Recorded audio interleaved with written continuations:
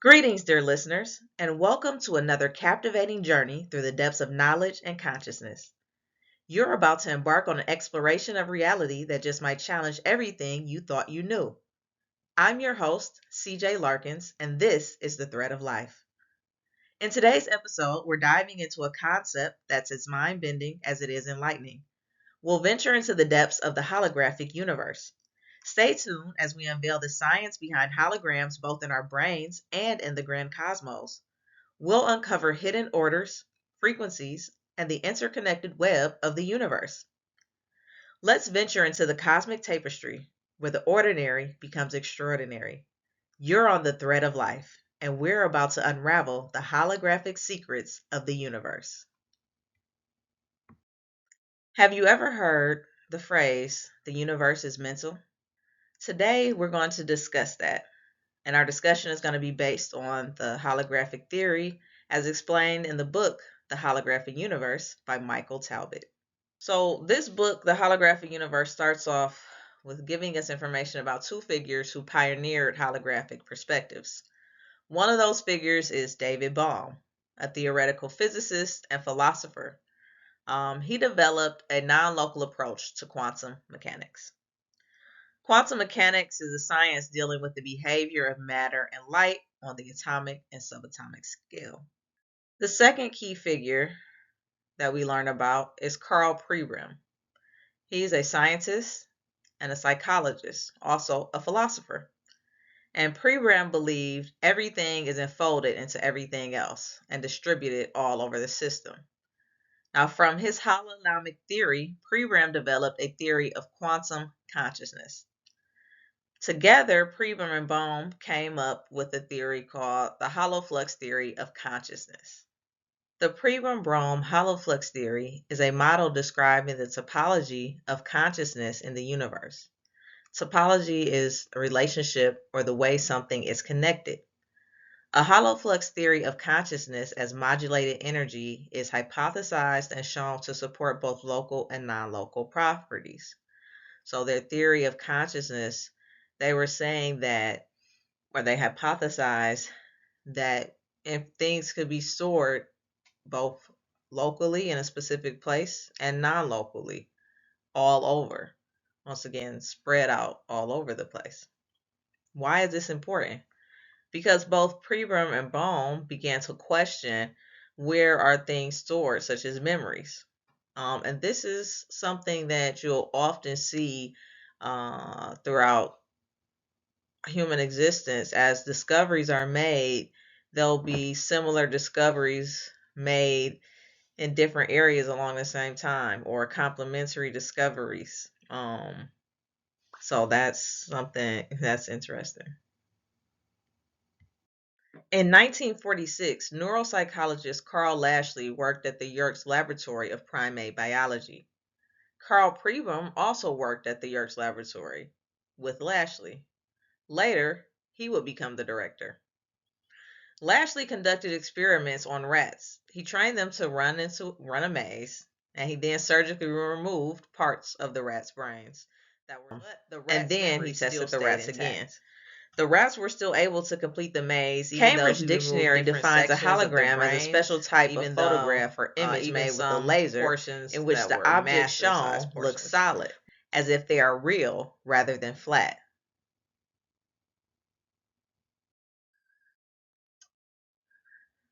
So what makes up holograms?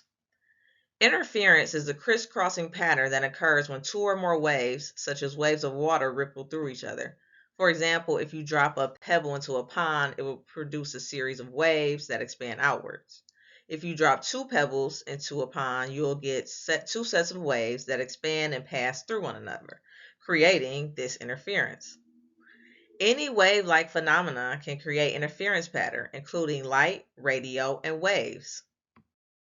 Because laser light is an extremely pure, coherent form of light, it is especially good at creating interference patterns. It provides, in essence, the perfect pebble and the perfect pond. As a result, it wasn't until the invention of the laser that holograms as we know them today became possible. A hologram is produced when a single laser light is split into two separate beams. The first beam is bounced off the object to be photographed. Then the second beam is allowed to collide with the reflected light of the first. When this happens, they create an interference pattern, which is then recorded on a piece of film. There has been significant research into the theory that the brain is a hologram. There is also evidence that many systems in our body function in alignment with the holographic theory. Once again, the resistance the visual cortex displayed towards surgical excision suggested that, like memory, vision was also distributed throughout the system. And after Previn became aware of holography, he began to wonder if vision too was holographic. Vision as a hologram. Here we return to our original quote, "The whole is in every part." The whole and every part nature of a hologram certainly seemed to explain how so much of the visual cortex could be removed without affecting the ability to perform visual tasks. If the brain was processing images by employing some kind of internal hologram, even a very small piece of the hologram could still reconstruct the whole of what the eyes were seeing. The only question that remained was what wave-like phenomenon the brain might be using to create such internal holograms. And as soon as Pribram considered the question, he thought of a possible answer. It was known that the electrical communications that take place between the brain's nerve cells, or neurons, do not occur alone. Neurons possess branches like little trees, and when an electrical message reaches the end of one of those branches, it radiates outwards, as does the ripple in a pond. Because neurons are packed together so densely, these expanding ripples of electricity, also a wave-like phenomenon, are constantly crisscrossing one another. When Pribram remembered this, he realized that they were most assuredly creating an almost endless and kaleidoscopic array of interference patterns, and these in turn might be what give the brain its holographic properties. Photographic memory. Typically, individuals with photographic memories will spend a few moments scanning the scene they wish to memorize. When they want to see the scene again, they project a mental image of it, either with their eyes closed or as they gaze at a blank wall or screen. Noting that the image stored in a fragment of holographic film gets hazier as the fragment gets smaller, Pollen and Trachtenberg suggest that perhaps such individuals have more vivid memories because they somehow have access to very large regions of their memory holograms. Conversely, perhaps most of us have memories that are much less vivid because our access is limited to smaller regions of the memory holograms. The Holographic Universe. Bohm considered the universe a giant information headquarters of unbroken wholeness. One of Bohm's most startling assertions is the tangible reality of our everyday lives is really a kind of illusion, like a holographic image. Underlying it is a deeper order of existence, a vast and more primary level of reality that gives birth to all the objects and appearances of our physical world, in much the same way that a piece of holographic film gives birth to a hologram. Bohm calls this deeper level of reality the implicate, which means enfolded order. And he refers to our own level of existence as the explicate or unfolded order. He uses these terms because he sees the manifestation of all forms in the universe as the result of countless enfoldings and unfoldings between these two orders, the holographic universe. The implicate means hidden. The brain, as the universe, has an implicate order and an explicate order. More on the implicate and explicate. From our perspective, we see from one angle. When we look from another angle, we can get a different perspective. Collectively, we can create a more complete or whole image when we put our perspectives together. We may not always immediately identify the order of systems, but by using various methods of observation and analyzing an array of systems, we can find patterns. Most systems that we think are in entropy or chaos actually contain enfolded patterns or hidden orders. Nikolai Bernstein identified one of these patterns. In an experiment he conducted, Bernstein discovered that even our physical movements may be encoded in our brains in a language of waveforms, specifically Fourier waveforms. J.B. Fourier developed a mathematical way of converting any pattern, no matter how complex, into a language of simple waves. The brain was using Fourier waves in mathematics, the same mathematics holography employs to convert visual images into the Fourier language of waveforms. Bernstein experiment. In the 1930s, Russian scientist Nikolai Bernstein dressed people in black leotards and painted dots on their elbows, knees, and other joints. He then filmed them against a black backdrop performing various activities or movements. He filmed them doing things such as dancing, running, typing, jumping. Upon development of the film, only the white dots appeared. He used the Fourier method to analyze the information. He translated the information into waveforms, and he discovered in this information hidden patterns. The observation of these patterns allowed him to predict his next subject's movements almost exactly. So, what is the relationship between wave and frequency? Frequency is a measure of how often a recurring event, such as a wave, occurs in a measured amount of time. One completion of the repeating pattern is called a cycle. Waves make up frequency.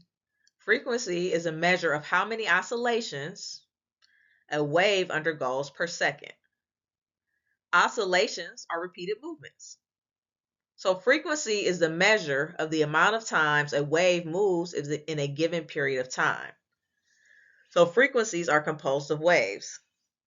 In the 60s and 70s, researchers uncovered evidence that the visual system works as a frequency analyzer.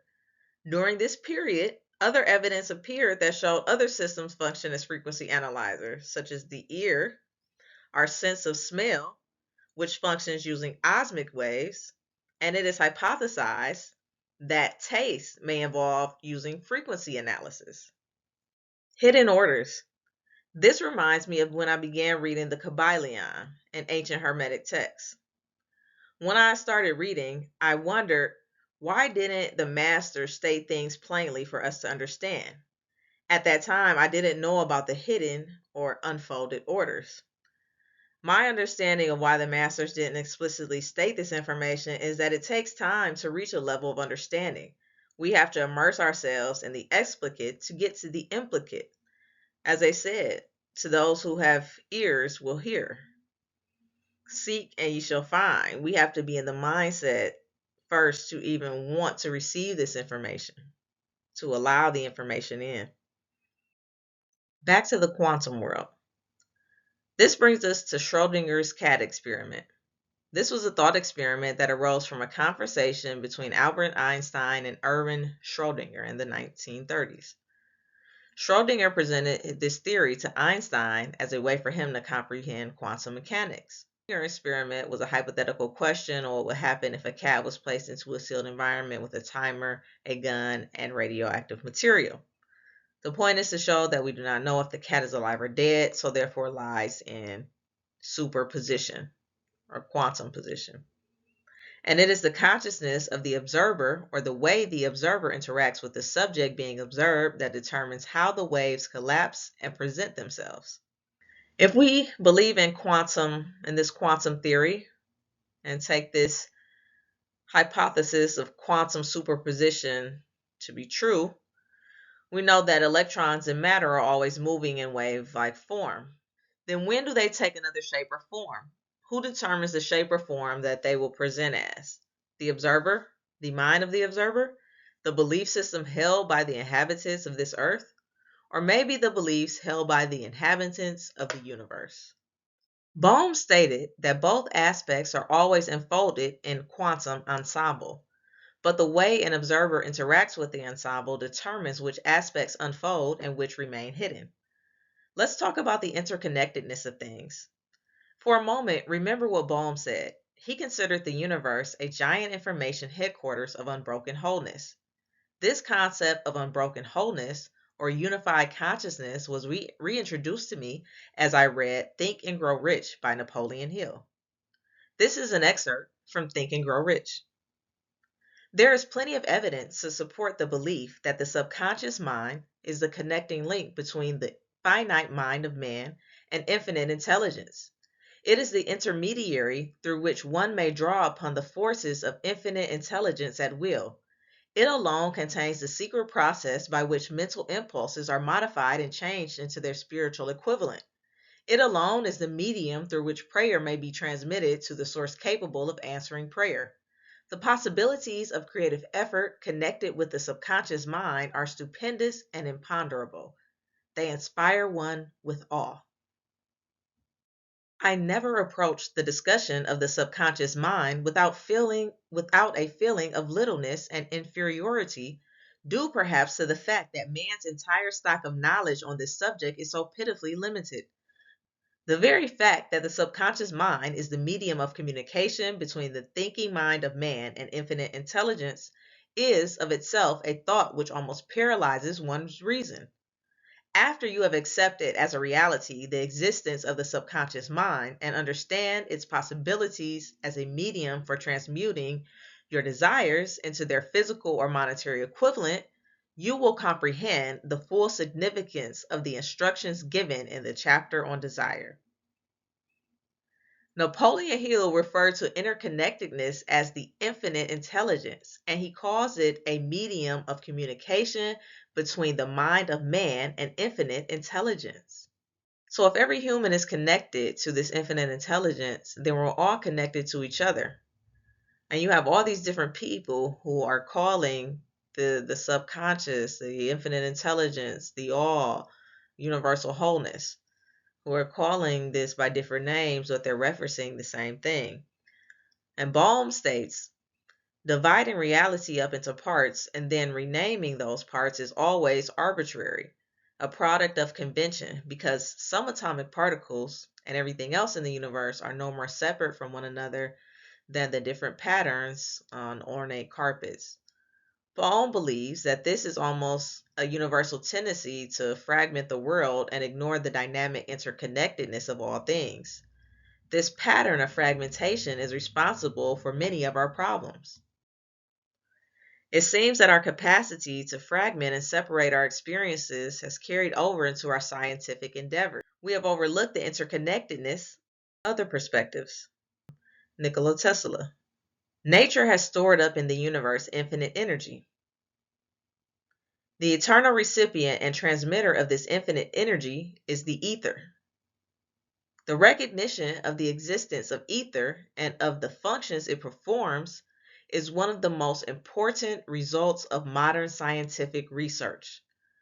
The mere abandoning of the idea of action at a distance, the assumption of a medium pervading all space and connecting all gross matter, has freed the minds of thinkers of an ever-present doubt, and by opening a new horizon, new and unforeseen possibilities has given fresh interest to phenomena with which we are familiar of old. It has been a great step towards the understanding of the forces of nature and their multifold manifestation to our senses. It has been for the enlightened student of physics what the understanding of the mechanism of the firearm or of the steam engine is for the barbarian. That is a mouthful.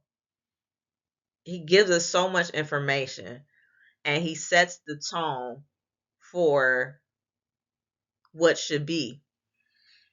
And he calls this infinite energy the ether. And he says that mankind has uncovered this. He said the assumption of the mere abandoning of idea, action, and distance, the assumption of a medium pervading all space and connecting all gross matter, should be this ether, has freed the minds of thinkers of an ever-present doubt. So this opens up a new way of thinking, new possibilities. And he calls this new horizon, unforeseen possibilities, has given fresh interest to phenomena. So, which we were familiar of old. These things that we thought were phenomena, miracles, we can now start to understand. And you see that a lot throughout human existence. The things that we don't understand, we call magic. We may say superstition, or we may classify it as something else. Then once we understand it, we can put the science behind it, and we say this is what caused this, and because of this, this happened. So without the education, or without the all the information, we were fumbling, in the dark. And he says, which we were familiar of old. So now there's a new way of thinking. And it has been a great step towards the understanding of the forces of nature and their multifold manifestation to our senses. Tesla would say that he'd keep a notebook by his bed, and when he would sleep, he would write down his dreams, or he would get blueprints or ideas for inventions. He would write them down in his sleep. Um, what do you call that? We don't have a word for that. I mean, when you get intuition, he knew. Um, about the energy in the earth. Okay, he built this huge tower to tap into that energy.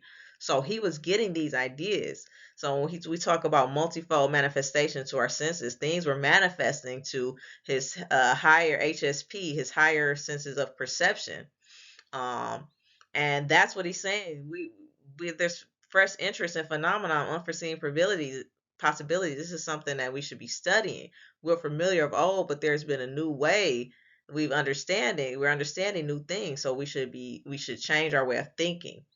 And he goes on, and I love the way that he phrases this last sentence. It has been for the enlightened student of physics what the understanding of the mechanism of the firearm or of the steam engine is for the barbarian.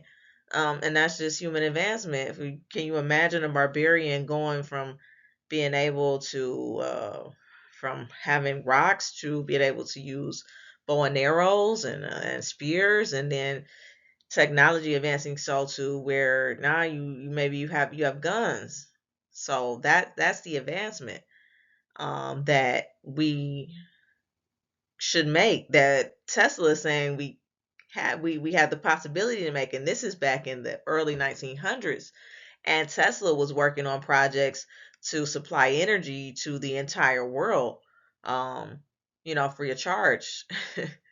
And we still don't, we still don't have that. So these are some powerful perspectives, and we're hearing them from different places. And those are what we call confluences. When we're hearing the same information from different sources, then we can reflect and say, okay, this resonates with me. We know this, we know this. I'm hearing this from here. I've studied this. And we can put together a complete picture. William Blake: to see a world in a grain of sand, and heaven in a wildflower, hold infinity in the palm of your hand, and eternity in an hour. Information, like I said, coming from different sources, saying the same thing. There is something that's holding us all together.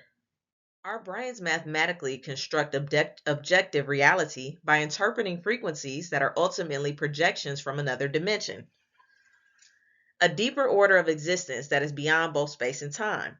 The brain is a hologram enfolded in a holographic universe. For Pregram, this synthesis made him realize that the objective world does not exist, at least not in the way we are accustomed to believing. What is out there is a vast ocean of waves and frequencies, and reality looks concrete to us only because our brains are able to take this holographic blur and convert it into the sticks and stones and other familiar objects that make up our world. How is the brain, which itself is composed of frequencies of matter, able to take something as insubstantial as a blur of frequencies and make it seem solid to the touch? Primo's assertion that our brain constructs objects pales beside another of Bohm's, and his conclusion was that we even construct space and time. Mind and body. Ullman believes that some aspects of psychosis can also be explained by the holographic idea. Psychotics are also able to experience certain aspects of the holographic level of reality, but they are unable to order their experiences rationally. Ullman believes that schizophrenics try to convey their sense of unbroken wholeness in the way they view space and time. Studies have shown that schizophrenics often treat the converse of any relationship as identical to the relation.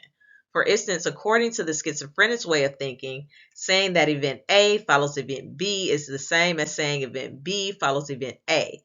The idea of one event following another in any point of time sequence is meaningless, for all points in time are viewed equal. The holographic theory. So schizophrenics exist in a place where the border of the conscious and the subconscious is blurred. Therefore, they don't fragment their experiences as other people do. The thinking process as a hologram. A number of researchers have used the holographic model to explain various aspects of the thinking process. For example, New York psychiatrist Edgar A. Levinson believes the hologram provides a valuable model for understanding the sudden and transformative changes individuals often experience during psychotherapy. He bases his conclusion on the fact that such changes take place no matter what technique or psychoanalytic approach the therapist uses. Hence, he feels all psychoanalytical approaches are purely ceremonial and change is due to something else entirely. Levinson believes that something is resonance. A therapist always knows when therapy is going well. He observes there is a strong feeling that the pieces of an elusive pattern are all about to come together. The therapist is not saying anything new to the patient, but instead seems to be resonating with something the patient already unconsciously knows.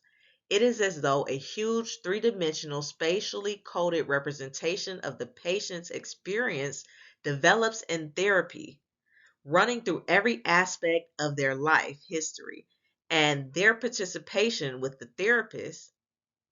At some point, there is a kind of overload and everything falls into place. Everything comes into alignment. It continues on.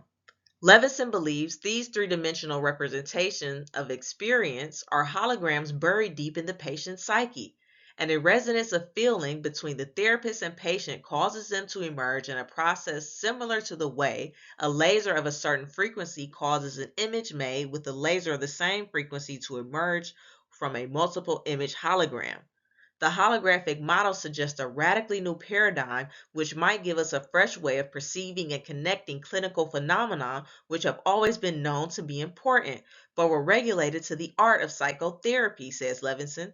It offers a possible theoretical template for change and a practical hope of clarifying psychotherapeutic technique.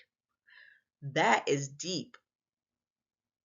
So they're saying that if it creates this three-dimensional representation of experience, then when this resonance, when the hologram aligns, it causes things to fall into place. It causes that breakthrough for the patient. Another psychological phenomenon is multiple personality disorder, a condition in which multiple personalities inhabit a single body. Most people who identify with this diagnosis usually have suffered a traumatic childhood experience. To cope with the trauma, the person will create multiple identities to distribute the pain related to that trauma. It is interesting to note that when the psyche fragments itself, it does not become a collection of broken and jagged edged shards, but a collection of smaller wholes, complete and self-sustaining with their own traits, motives, and desires. Although these wholes are not identical copies of the original personality, they are related to the dynamics of the original personality, and this in itself suggests that some kind of holographic process is involved.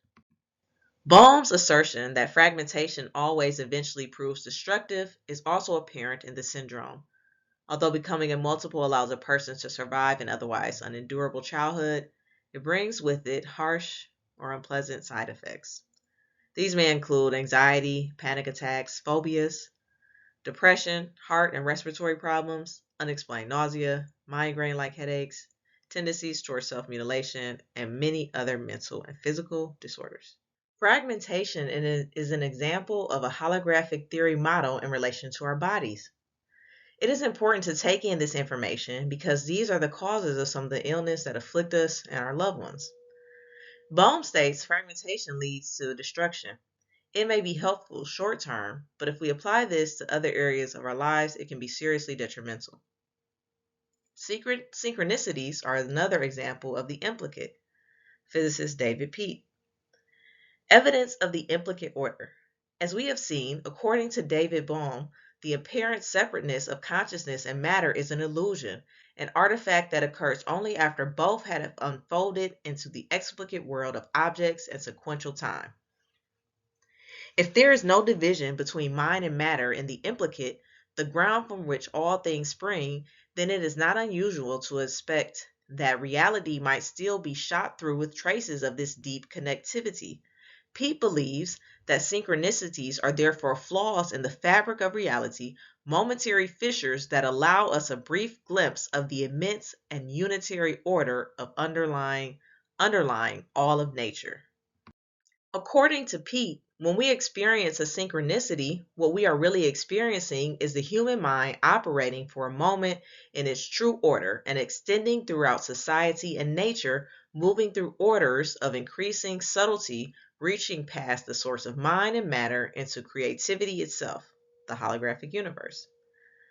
That is the intention of this, for us as beings to operate at our optimal levels, to navigate this intrinsic plane of being and unfold the hidden orders, thereby unfolding the mysteries within ourselves. The Akashic Records. The Akashic Records are allegedly an intangible place that we can access that is said to contain the records of life or of all time. That can be accessed by us as conscious beings. Are the Akashic Records part of the ether, the infinite intelligence, the all? That's what we are on a quest to figure out. So these records seem similar to what Tesla refers to as what we said, the ether. Are these things one and the same? The power of imagery. We can use affirmations, words, sound, healing, imaging, or creating an image of healing and wellness to upgrade the cells in our bodies. There has been extensive research done into the expanding and upgrading of our DNA, and it is proven that the use of positive words, phrases, and the belief in the use of words and phrases can alter our genetic makeup. It is important to create the image of wholeness or wellness, because when we create the image in our mind, and when we create the image in our mind, the universe will collapse to bring it into reality. And that's how we manifest with intention. And that's how we live with intention. And that's how we change our reality. As we are creating a picture of wholeness and visualizing our optimal selves and our optimal lives, we have to deal with fragmentation. Most of our illnesses come from our uncomfortability and our tendency to ignore our emotions or the internal signals that our body sends to us. If we continue to ignore these internal messages, they can manifest as disease. The simple solution for this is to start to listen to our bodies and take time for reflection and self-care. The first thing we need to do is to recognize that our body as a system functions as one. And we have to stop looking at just a piece of the problem and look at the entire system. Illnesses can be seen as part of a larger whole. In Eastern medicine, the body is looked at as a whole because healing cannot be found by exclusively looking at the symptoms. Eastern medicine focuses on healing the whole system or body, not just treatment. A return to the unbroken wholeness. This is our goal, to see the entire system, to focus on the whole. The placebo effect, the healing power of nothing at all. How powerful is our belief system that by taking a drug we believe has the power to heal us, we actually experience that healing? Placebos are treatments that have no specific action on the body.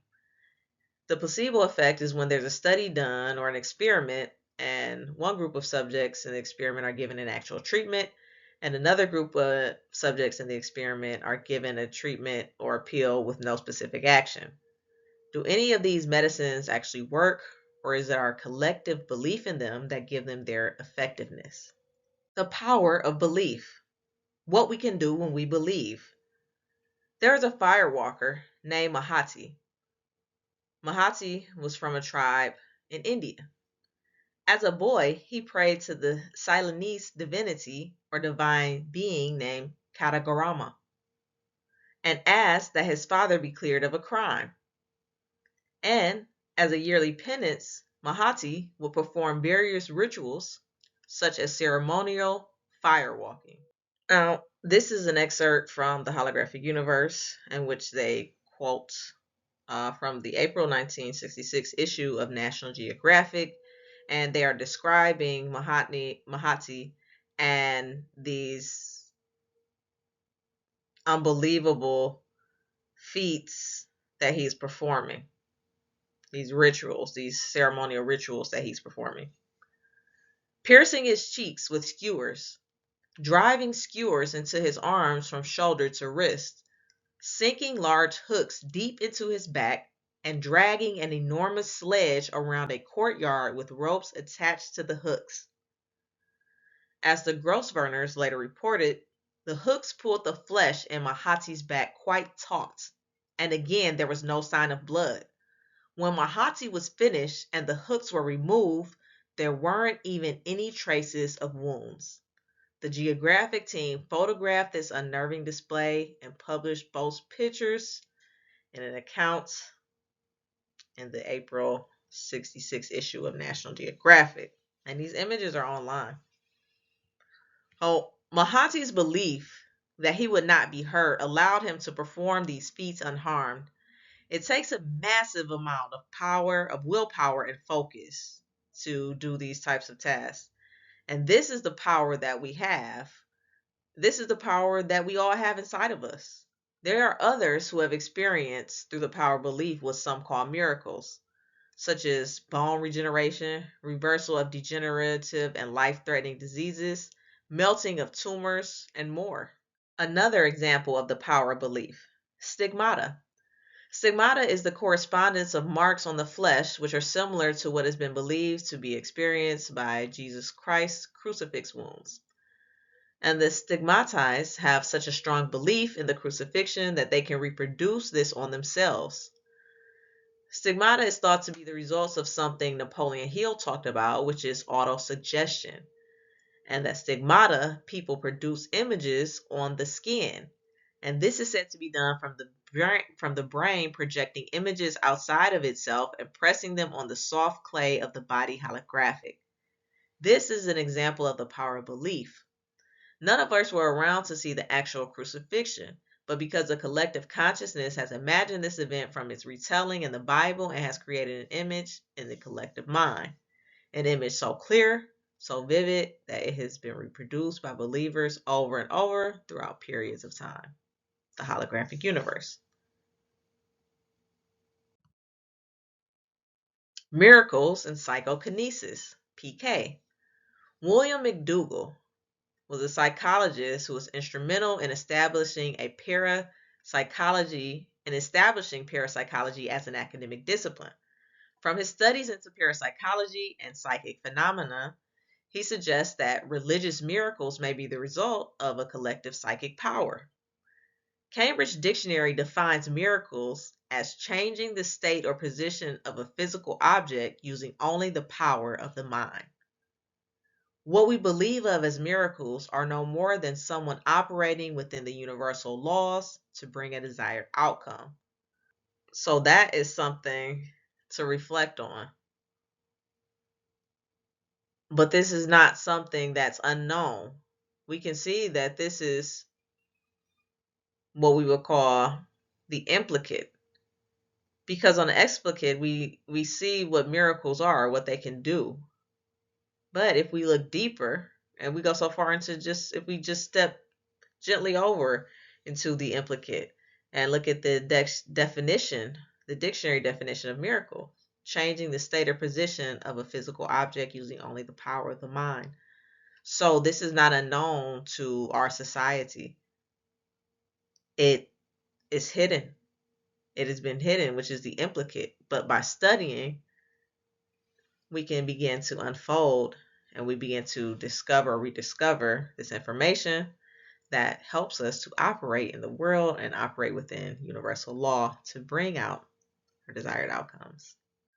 Robert G. John, professor of aerospace at Princeton, founded the Princeton Engineering Anomalies Research Lab, PAIR, in 1979 to gather evidence on psychokinesis.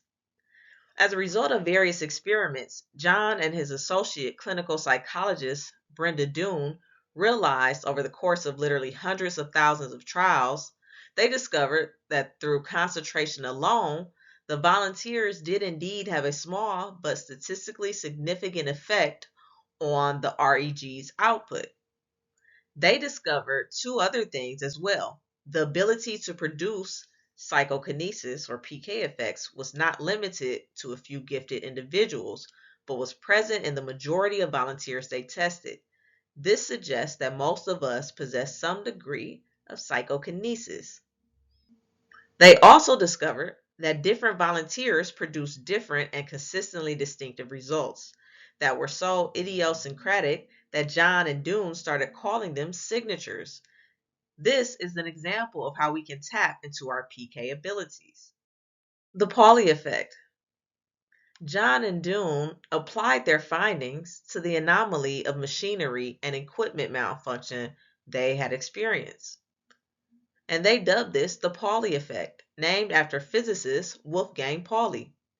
It is said that Pauli's mere presence in a laboratory will cause a glass apparatus to explode or a sensitive measuring device to crack in half. In one particularly famous incident, a physicist wrote Pauli to say that at least he couldn't blame Pauli for the recent and mysterious disintegration of a complicated piece of equipment since Pauli had not been present, only to find that Pauli had been passing by the laboratory in a train at the precise moments of the mishap. John and Doon think the famous gremlin effect, the tendency of carefully tested pieces of equipment to undergo inexplicable malfunctions at the most absurd, inopportune moments, often reported by pilots, aircrew, and military operators, may also be an example of unconscious PK activity. So if our minds can reach out and alter the movement of a cascade of marbles or the operation of a machine, what strange alchemy might account for such an ability? John and Doon believe that since all known physical processes possess a wave-particle duality, it is not unreasonable to assume that consciousness does as well. Seeing holographically. Pribram discovered that the visual information a monkey receives via its optic nerve does not travel directly into its visual cortex, but is first filtered through other areas of its brain. Numerous studies have shown that the same is true of human vision. Visual information entering our brains is edited and modified by our temporal lobes before it is passed on to our visual cortices. Some studies suggest that less than 50% of what we see is actually based on information entering our eyes. The remaining 50% plus is pieced together out of what our expectations of what the world should look like, and perhaps out of other sources such as reality fields. The eyes may be visual organs, but it is the brain that sees. This explains why sometimes it takes us a moment to recognize inconsistencies around us. Often the brain will fill in the information we believe is supposed to be reflected around us. This is why we don't always notice when a close friend shaves off his mustache and why our house always looks strangely different when we return to it after a vacation. In both instances, we are so used to responding to what we think is there, we don't always see what really is there. What else aren't we seeing? According to Indian yogic literature, and to many psychics as well, we also have special energy centers in our body. These focal points of subtle energy are connected to endocrine glands and major nerve centers in the physical body, but also extend up and into the energy field. Because they resemble spinning vortices of energy when they are looked at head on, yogic literature refers to them as chakras, from the Sanskrit word for wheel, and this term is still used today.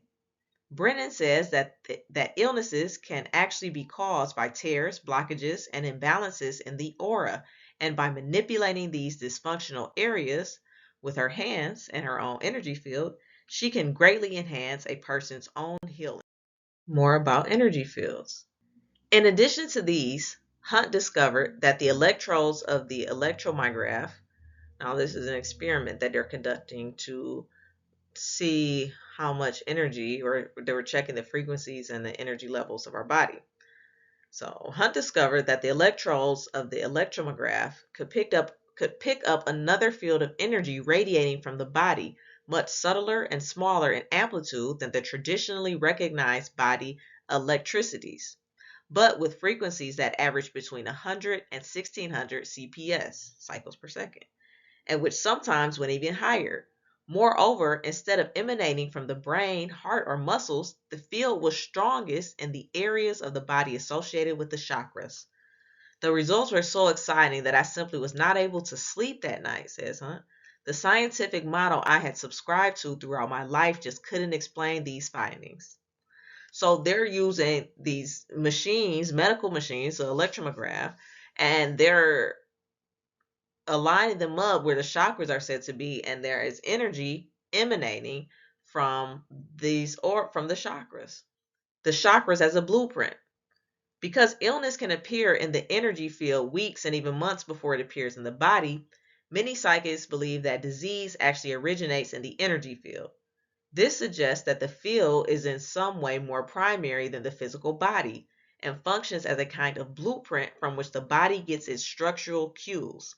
Put another way, the energy field may be the body's own version of the implicate order.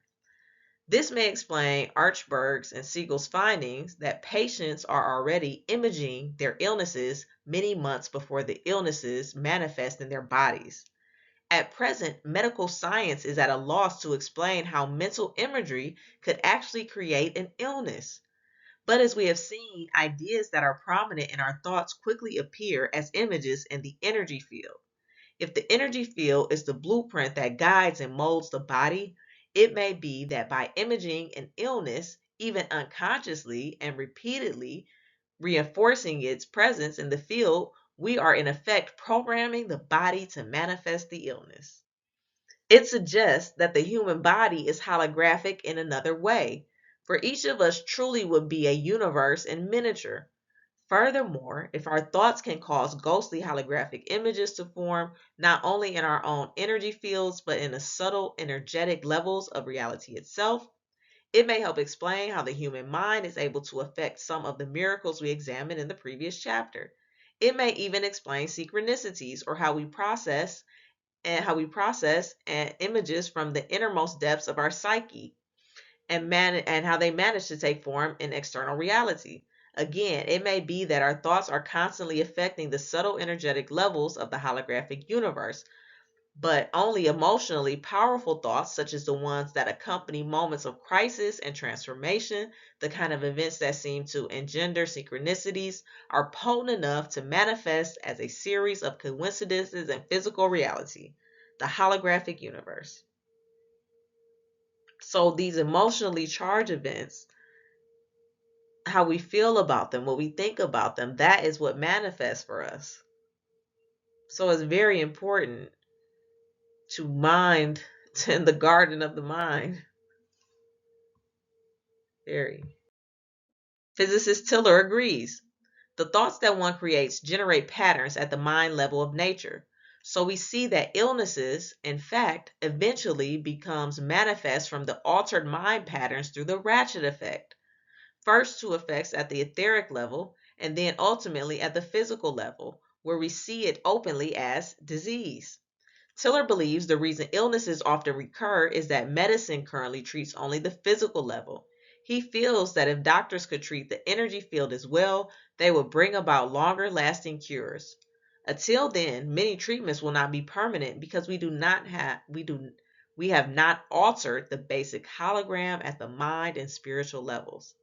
He states in a wide-ranging speculation, um, in a wide-ranging speculation, Tiller even suggests that the universe itself started as a subtle energy field and gradually became dense and material through a similar ratchet effect. Ghosts as cosmic holograms.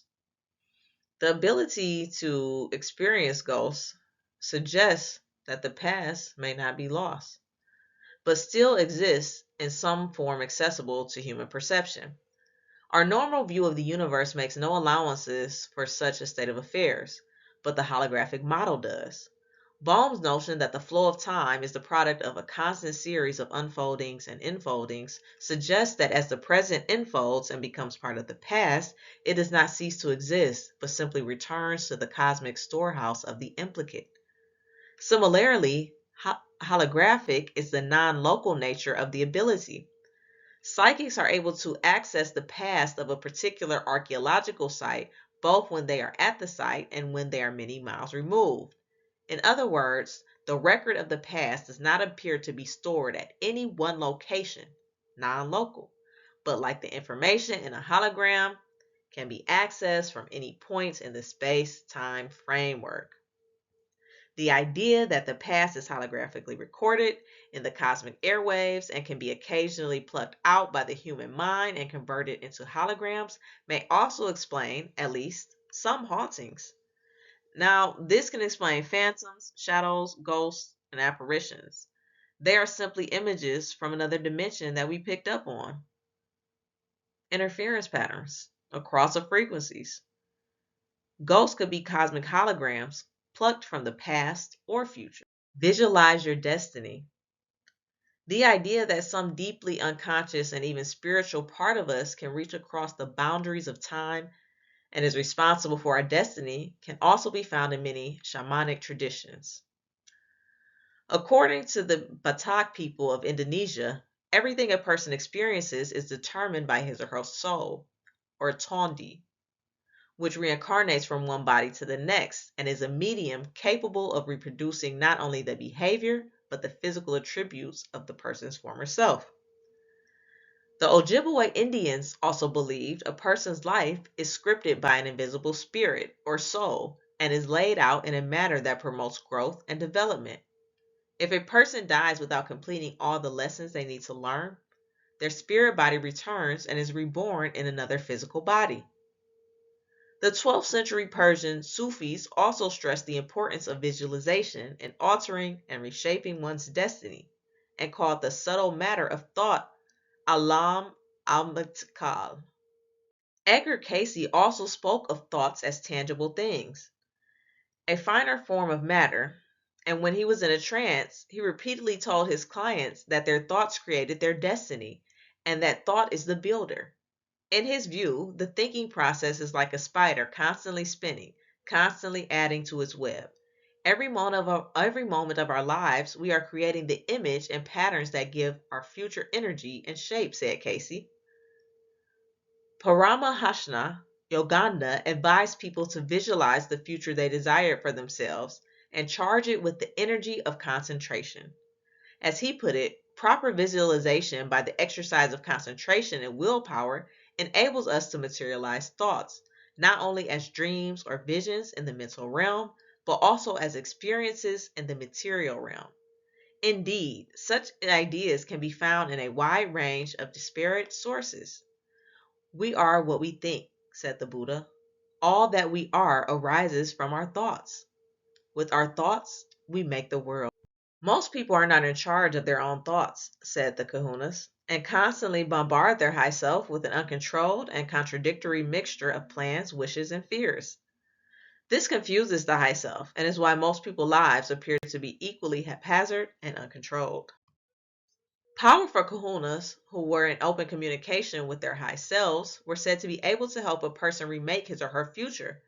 Similarly, it was considered extremely important that people take time out at frequent intervals to think about their lives and visualize in concrete terms what they wish to happen to themselves. By doing this, the kahunas asserted that people can more consciously control the events that befall them and make their own future. In an idea that is reminiscent of Tiller and Stevenson's notion of a subtle intermediary body, the kahunas believe this shadowy body stuff also forms a template upon which the physical body is molded. Again, it was said that kahunas, who were in extraordinary attunement with their high self, could sculpt and reform the shadowy body stuff, and hence the physical body of another person. And this was how miracle healings were effected. This view also provides an interesting parallel to some of our own conclusions to why thoughts and images have such a powerful impact on health. The tantric mystics of Tibet referred to the stuff of thoughts as tasa and held that every mental action produced waves of this mysterious energy. They believe the entire universe is a product of the mind and is created and animated by the collective tasal of all beings. Most people are unaware that they possess this power, said the Tantress, because the average human mind functions like a small puddle isolated from the great ocean. Only great yogis skilled at contacting the deeper levels of the mind were said to be able to consciously utilize such forces. And one of the things they did to achieve this goal was to visualize repeatedly the desired creation. Tibetan tantric texts are filled with visualization exercises or sadhanas designed for such purposes, and monks of some sects, such as the Kargayupa, would spend as long as 7 years in complete solitude in a cave or a sealed room, perfecting their visualization abilities. It gets deeper. In conducting experiments on past and future lives, psychologist Helen Wambach discovered she could also progress people to future lives. She conducted a major future life progression project in France and the United States. What is the explanation for these capabilities? We look to the holographic model for the answer. Findings suggest that there are several potential futures or holoverses forming in the gathering mist of fate. But like other past life researchers, he also believes we create our own destiny, both individually and collectively.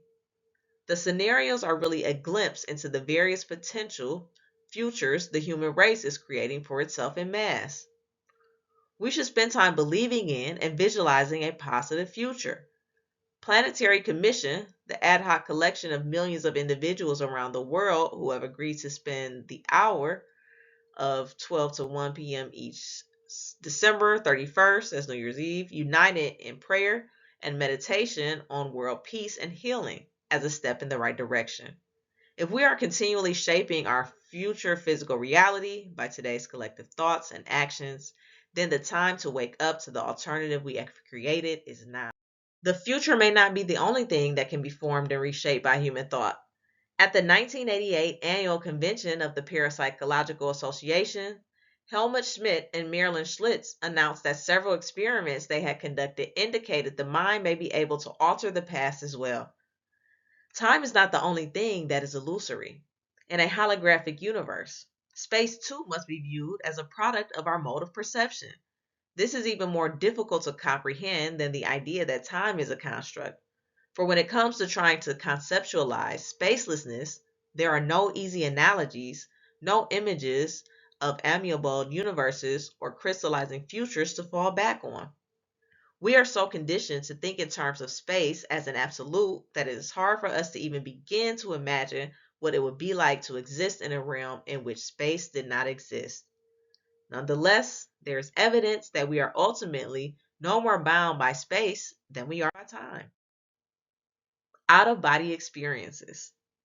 People have reported having OBEs and being able to view things that they had no physical capability of viewing, like remote viewing. And the problem awaits the solution.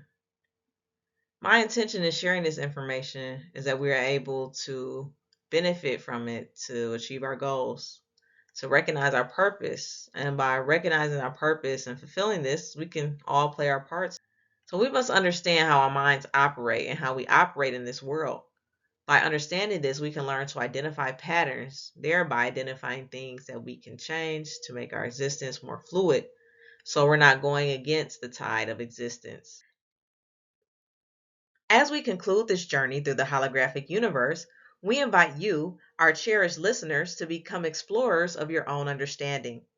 The holographic paradigm encourages us to see beyond the apparent fragments of our lives and recognize the interconnected dance of existence. If this episode has sparked your curiosity or resonated with your quest for knowledge, share your thoughts with us. Join the conversation on social media. Follow us on Instagram at thethreadpod. Once again, that's thethreadpod. And don't forget to subscribe for more illuminating episodes. Remember, the universe is mental, and your mind is the key to unlocking the boundless mysteries that surround us. Keep questioning, keep seeking, and keep unraveling the thread of life. I'll leave you with a quote from the Emerald Tablets of Thoth. Read and be wise, but only if the light of your own consciousness awakens the deep-seated understanding which is an inherent quality of the soul. Until next time.